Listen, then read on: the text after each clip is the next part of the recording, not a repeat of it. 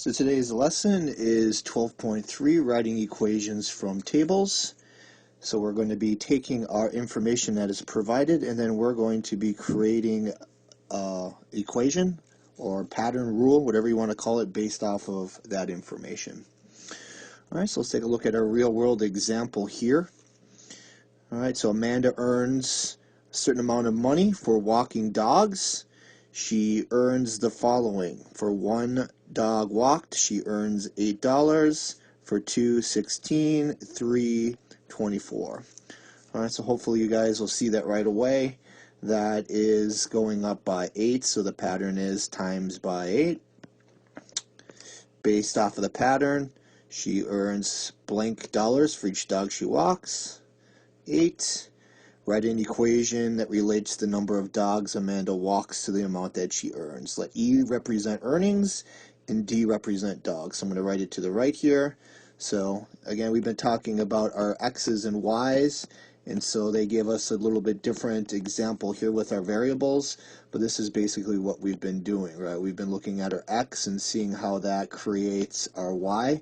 And again, this was our independent variable, and this was our dependent variable. And so in this case, they want us to use these different letters, and you're going to see this a lot. A lot of people get confused with algebra with the letters, but it's basically just a simpler way. It's like a symbol to represent things, all right? So again, let's take a look at our table. What is our independent variable? It's our dogs, all right? So our dogs are going to be here, and then they want us to use E for earnings, and it's going to be E equals the number of dogs times 8. All right, so this is what it would be. And again, the reason why we don't use an X here is because that becomes confusing. So it would be 8xd. That's confusing in terms of operations. And so now in multiplication, whenever you see two things together, you're going to see that it's implied that you multiply it.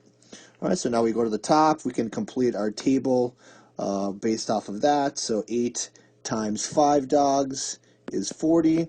If you had 10 dogs, that would be 10 times 8, 80, and then 20 times 8, 2 times 8 in the front is 16, and you add the 0. So there you go. And then Amanda's earning depends on the number of dogs she walks. It's the independent variable again. What if Amanda changed the amount earned per dog to $11? What equation could you write? All right, so let's take a look at our equation. How would that change? So the earnings, the dependent, is staying the same, but now instead of $8 a dog, it's going to be 11D. All right, so in terms of our Y's and X, it would look like this, and you can graph that. You guys will be graphing that as you proceed through your grades there in middle school. All right, so let's take a look at our next practice here. What they want you to do now is they want you to use a table to come up with a pattern rule, a rate. All right, so in the last one we had the example of $8 a dog. So now we're going to determine what is this going up by. All right, so when we're looking at a table, there's two ways to look at a pattern. We look at, is the rule additive? Is it being added by the same amount, or is it multiplicative? All right, is it multiplying by the same rate? So this is how you would do that. So you start with the X and you see what happens to go to Y. All right, what are we doing to X to get to Y? So you'll see in that case it's not adding, it's actually subtracting 0.5. All right, so that would be one possibility of the rule. And let's take a look at the other possibility. If we're timesing, how are we going from 1 to 0.5? So that's timesing by 1/2 or timesing by 0.5. Or dividing by 2. So these are our two possibilities of rules now. And so now we always go to the next pair of terms to see which one it connects to. All right, so let's look at our first rule. So now we're starting with 2. If I'm using my adding rule, I'm going to subtract 0.5, and that is now what my answer is. Now let's just confirm it. Do I take 1/2 of 2? Does it get me to 1? It does, and so that is my rule. All right, so there's a couple ways you can write it. You could write 1/2 x, or if you look at our example here, it says using the decimal 0.5x. Okay, one more example. Let's take a look. I'm going to change my color here, where we're going from 2 to 5. What is our two possibilities? We're either adding by 3 Or how do we times to get from 2 to 5? That would be actually timesing by 2.5. So it's a little bit more advanced right now.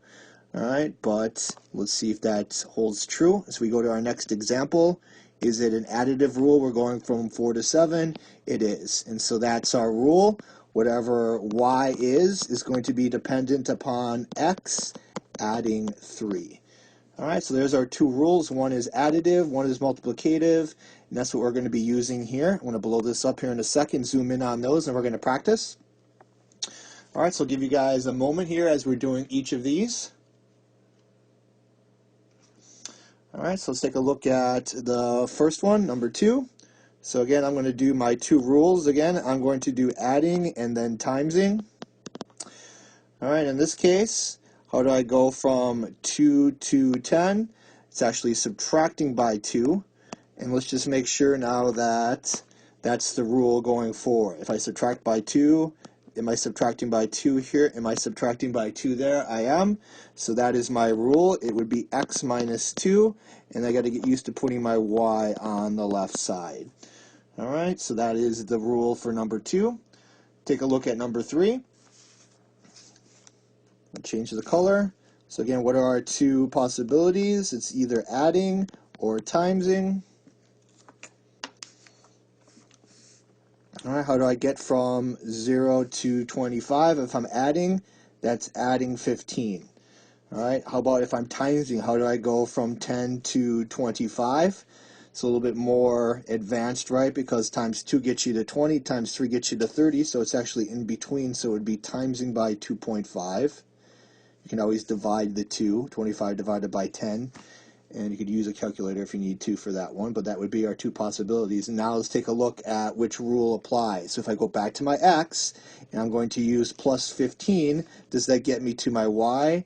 No, it doesn't. All right, so let's make sure now that it's a multiplicative rule. And now I could do 12 times 12.5. All right, so this is our good old-fashioned timesing by decimal rule, right? That we always have fun with. I go down, and then since I have one place over, so 30, it matches. All right, so in this case, my y equals 2.5x. All right, let's go down to number 4. Give you guys a chance first. Again, what are our two possibilities? We're either adding or we're timesing. What do I have to do for 5 to get to 10? That would be adding 5. And might as well just check that rule now. Is it apply? Going across 4 to 9, 3 to 8 it is. And so my equation is y equals x plus 5. And then we would have to check multiplying for that since it's true. And then how about our last one here? All right, if it's adding or if it's timesing, what's my rule? All right, to go from 0 to 0, that doesn't help us at all. So let's go to the next one.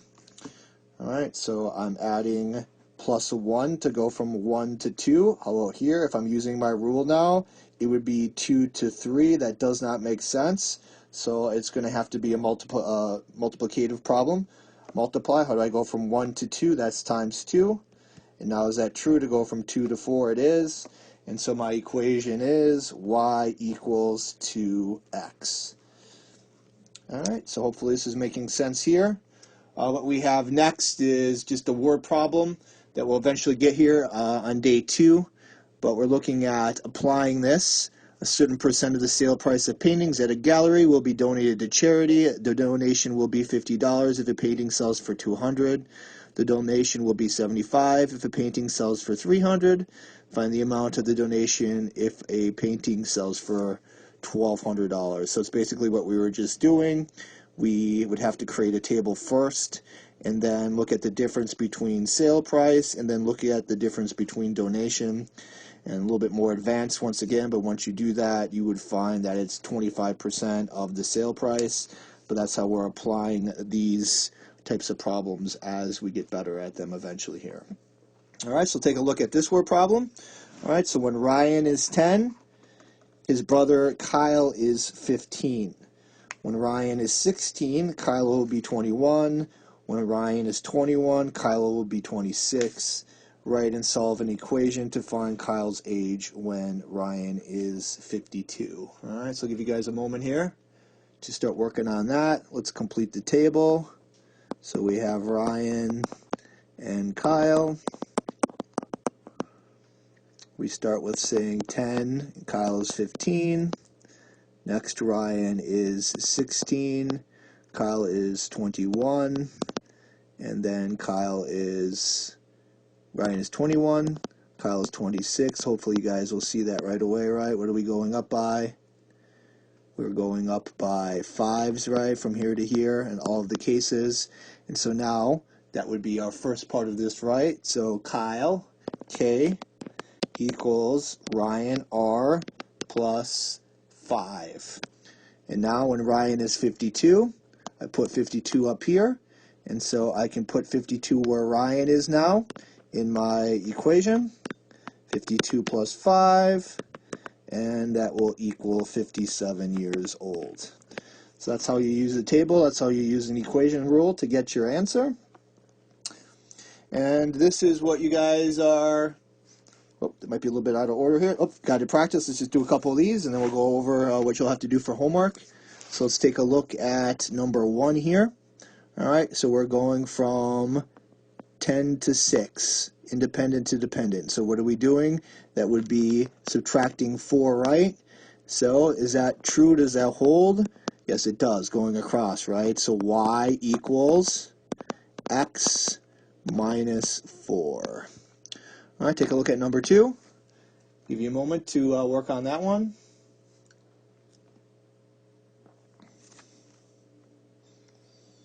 All right, so our two hot possibilities again are adding or timesing. Okay, 0 to 0 doesn't help, so let's take a look at to go from 1 to 4. That would be adding 3. Now, is that true for my next rule to go from 2 to 8? It is not. So that is not my rule. Now, if it's timesing, what would it be? To go from 1 to 4, that would be timesing by 4. Now, does that hold true for my next ones? It does. All right, so that would be y equals 4x. All right, let's just skip around here. Let's go down to number 4. What do we have? We're going from 12 to 2. So that would be what? Subtracting 10. All right, is that true to our rule now? We're going down. That does not hold true, right? So it's going to be going from a bigger number to a smaller, so that would be dividing, right? Or timesing by a fraction. So how do we do that? To go from 12 to 2, that would be dividing by, again, if you can't see it, write it out, dividing by 6. Now, is that our rule? It is. Now, this one's a little bit differently. When you write it, it's going to say y equals, all right, x over 6, or 1/6 times x. All right, so that's how you do that one. And then finally, number 5, let's take a look at what they're asking here. Jamison downloaded 1 digital song for $1.35, 2 digital songs for $2.70, and 5 songs for $6.75. Write and solve an equation to find the cost to download 25 songs.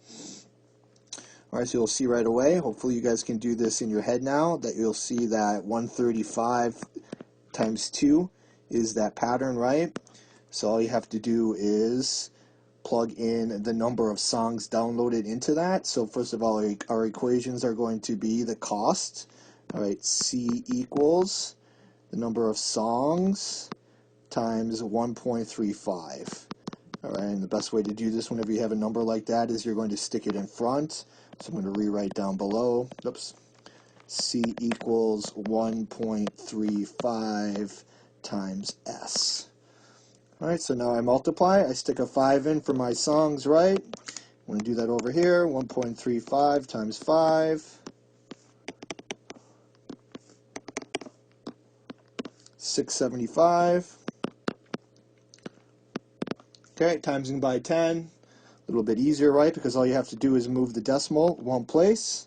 So that's going to be 13.5 or $13.50. Right, and now to find the last part, if the number of songs is 25, so I'll do that up here. I'll do 13.5. Remember, that's the 3 numbers. Oh, trying to use a pen there. That's not helping me too well. Let me give myself some more space.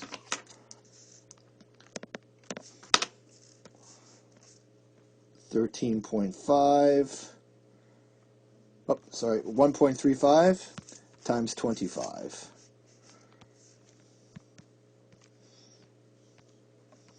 So here we go. I'm going to erase down below. Could use a calculator to show and check your work, but it's always good just to practice these by showing your steps. I don't got enough room to write it up there. That's going to be plus 2. So that's 17 plus 1, 675. Now I go below the 2, 0, carry the 1, 3 times 2 plus 1 is 7, and then there's my 2, 5, 7, 3, 1, 3. What do I have? I have the decimal now that I need to move how many places? It's 1, 2 places after the decimal, so now I need to move it 2. Plus I would check my work right.